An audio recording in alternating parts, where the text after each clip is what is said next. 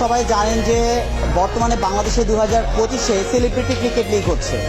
তারা এক্স্যাক্টলি কিন্তু অশ্লীলতাটাকে তারা প্রাধান্য দিচ্ছে, ক্রিকেট খেলাকে প্রাধান্য দিচ্ছে। এবং উনি বলছে যদি ফিগারে যদি না দেখাতে পারি তাহলে কেন খেলতে আসলাম। ক্রিকেট লিগ 2025 সেলিব্রিটি নামে অশ্লীলতা ছড়াচ্ছে, তার যেন জবাব প্রদান করে। আনলেস আমরা কিন্তু তাদের বিরুদ্ধে ডিফরমেশনে মামলা করব, এবং কি অশ্লীলতা ছড়িয়ে কেন দিচ্ছে তারা ক্রিকেট লিগ নামে, সেই প্রেক্ষিতে কিন্তু আমরা আইনগত ব্যবস্থা নিব।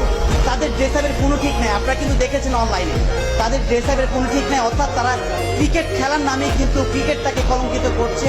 আমরা 15 দিনের পরেই কিন্তু তাদের বিরুদ্ধে আইনগত ব্যবস্থা প্রদান করব।